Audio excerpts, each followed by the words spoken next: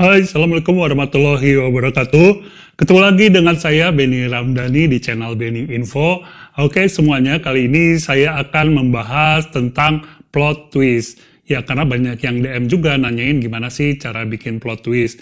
Plot twist itu apa? Plot twist itu semacam tikungan, jebakan, belokan, lipatan, atau apalah di dalam plot cerita. Jadi, di sanalah sebenarnya pembaca akan merasa sedikit terperangah, kaget, terkejut, salah tebak. Nah, kebanyakan pembaca kan pengennya cerita yang tidak gampang ditebak. Plot twist ini adalah poin-poin yang harus kita buat di dalam cerita biar pembaca nggak merasa mudah menebak.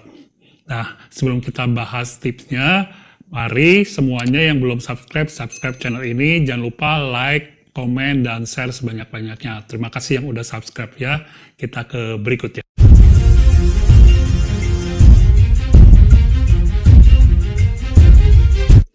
Ya, secara referensi yang saya baca, banyak banget ya cara membuat plot twist ini. Tapi karena tips ini hanya untuk penulis pemula, saya ringkaskan menjadi 5 aja ya.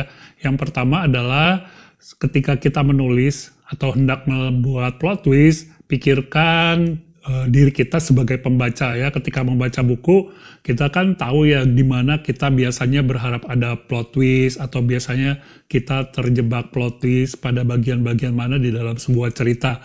Nah, umumnya pembaca itu punya pola pikir yang sama ya. Jadi kita bisa menebak kan dia lagi pengen plot twist nih. Nah, kita jangan bikin di tempat itu. Justru pada saat pembaca tidak berharap ada plot twist, kita bikinlah di sana. Paham nggak ya? Mudah-mudahan ini cukup paham, tapi saya akan kasih contoh berikut ini. Misalnya saya akan gambarkan satu cewek, anak SMA gitu ya. Dia berjanji atau punya janji dengan temen cowoknya itu supaya datang pagi, tapi ternyata kan si cowoknya biasa telat, akhirnya si ceweknya tuh video call. Nah, video callnya ketahuan, si cowoknya masih di rumah. Dan dia ngikutin terus si cowoknya untuk berangkat video call-nya. Nah, sampai titik itu video call diputus, terus aja kita putus karena pembaca biasanya berharap lanjut. Nah, sejam kemudian kita kasih tahu ternyata cowoknya itu nggak pernah datang. Di sini ada plot twist yang pembaca nggak nyangka. Biasanya pembaca akan nyangka, oh cowoknya datang terus dimarahin sama ceweknya, mereka berantem, mereka putus, atau seperti itulah. Tapi ini cowoknya nggak datang, bahkan melewati batas yang diperkirakan. Di sini nih, namanya plot twist, titik-titiknya di mana pembaca memperkirakan. Oke, kita ke nomor 2. Nomor 2, setelah kita menemukan titik untuk membuat plot twist berdasarkan mata pembaca, kita siapkan jebakan atau katakanlah petunjuk palsu buat pembaca. Misalnya di contoh yang tadi kita kasih petunjuk palsunya gini, oke, aku akan datang, please. Nah, biasanya kalau udah ngomong please kan si cowoknya itu nggak akan bohong ya, kepercayaan si cewek ini. Akhirnya dia merasa si cowoknya akan datang, kenyataannya tidak. Atau si cowok itu video call-nya udah posisinya di atas kendaraan, motor atau mobil, semacam itu ya. Cukup paham sampai di sini? Jadi siapkan 1, 2, atau beberapa petunjuk palsu yang bisa menjebak pikiran pembaca. Nanti dia mengiranya ke sana begini, begono, ternyata bukan ya.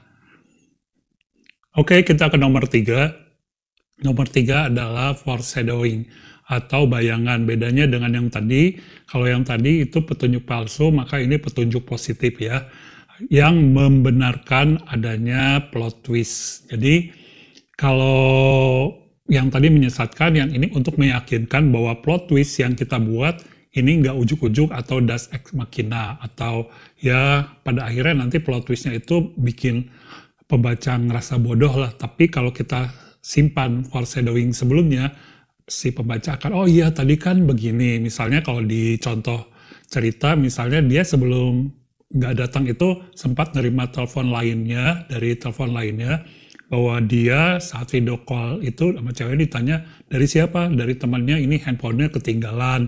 Padahal ya nanti kita teruskan berikutnya di ceritanya. Oke, paham ya? Sekarang kita ke nomor 4. Nomor 4 ini kita perhatikan kelanjutan setelah kita buat plot twist tadi ya. Gimana misalnya setelah itu akan menjadi lebih seru nggak ceritanya? Ada peningkatan tension nggak ya? Lebih bikin penasaran pembaca atau enggak?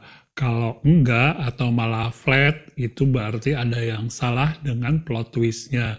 Jadi misalnya kita lihat contoh setelah adegan si cowoknya ternyata enggak datang, itu si ceweknya ngapain? Misalnya dia nanya ke teman-teman yang tadi disebutkan, nanya, wah ternyata bukan atau tidak ada kontak, dia tidak pernah ada kontak, dan ditanya-tanya ya bikin penasaran lah. Kalau oke, tapi kalau enggak, nah ini kita lanjut ke nomor berikutnya ya. Dan sekarang ke nomor 5. Nomor 5 adalah kita harus mencari alternatif plot twist yang kita buat. Kalau yang pertama gagal, kita bikin lagi yang baru. Dalam contoh yang tadi, misalnya kan cowoknya yang nggak datang. Gimana kalau kita cari alternatif cowoknya datang ke sekolah, tapi ternyata ceweknya nggak ada dan nggak pernah ada ketika dia tanya-tanya ke sekolah, ke teman-temannya itu tidak ada. Itu misalnya, gimana kalau seperti itu? Nah, kita pikirkan kelanjutannya gimana juga, mana yang lebih baik. Kalau menurut teman-teman semua nih, kalian mana yang lebih menarik buat plot twist? Ceweknya yang nggak ada atau cowoknya yang nggak datang-datang? Tulis di kolom komentar ya. Itu tadi hal yang paling basic untuk membuat plot twist ya. Buat yang pemula nih. Kalau yang udah senior ya banyak cara-caranya ya seperti free writing dan lain-lain. Nah, sekedar mengingatkan, saya mulai tadi yang pertama pakai kacamata pembaca untuk mengetahui titik-titik di mana kita akan membuat plot twist. Yang kedua, kita siapkan jebakan-jebakan ya buat atau petunjuk palsu. Yang ketiga, kita siapkan juga foreshadowing atau petunjuk yang positif untuk plot twist kita. Dan keempat, kita pikirkan setelah plot twist itu bagus atau enggak. Dan kelima, alternatif plot twist. Oke, semuanya tuntas sudah untuk video kali ini. Jangan lupa untuk subscribe channel ini. Dan terima kasih banyak yang udah nyimak dan subscribe channel ini. Assalamualaikum warahmatullahi wabarakatuh.